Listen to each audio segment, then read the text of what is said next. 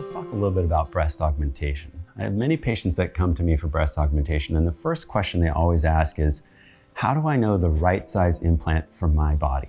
This is a critical aspect of any breast augmentation surgery, and it's important to discuss with your surgeon before you go through a surgery.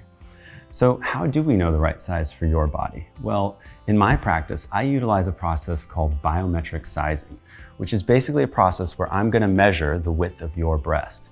If your breast is, say, 9 centimeters wide, then guess what? The size of the implant that should go in should be 9 centimeters wide.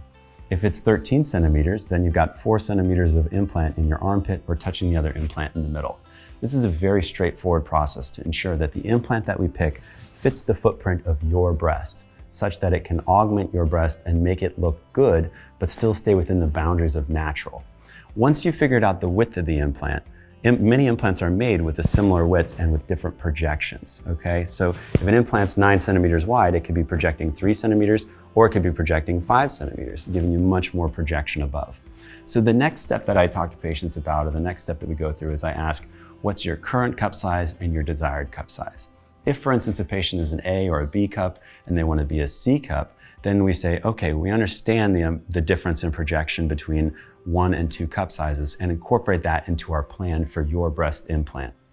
If they're average person, maybe they're a 9.5 centimeter wide breast, they're going from a B to a C cup, right off the bat, I can tell you that's going to be around a 245 cc implant in terms of the volume.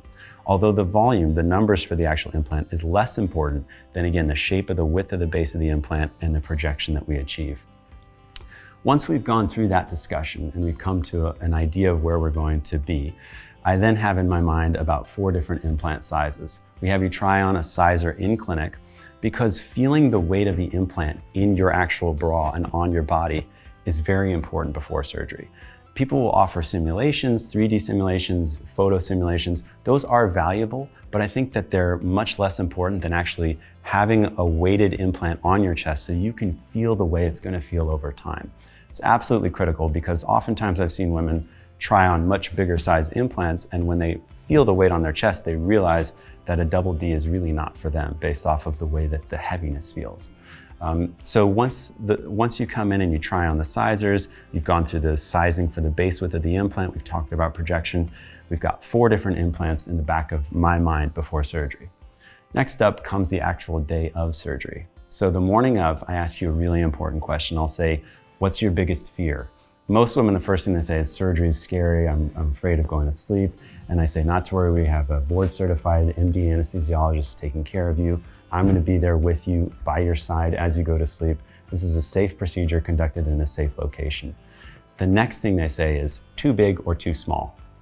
And that's when I say great, because if they say too big, I take the 2 smaller size implants in my in my 4 that we've got set aside.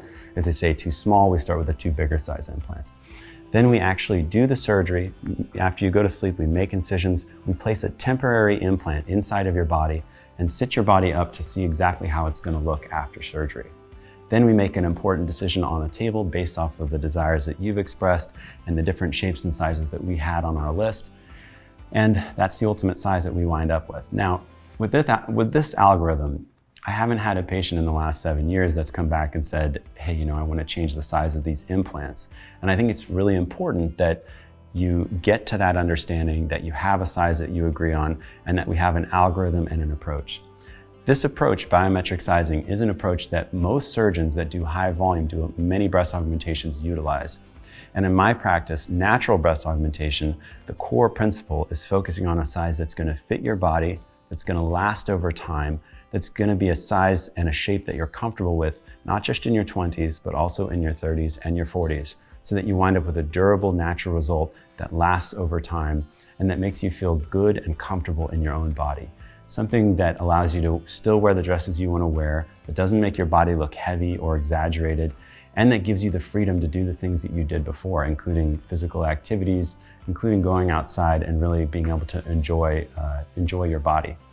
So this is my approach to breast augmentation and to natural breast augmentation. And again, I think it's an approach that really makes sense when you consider all the different options.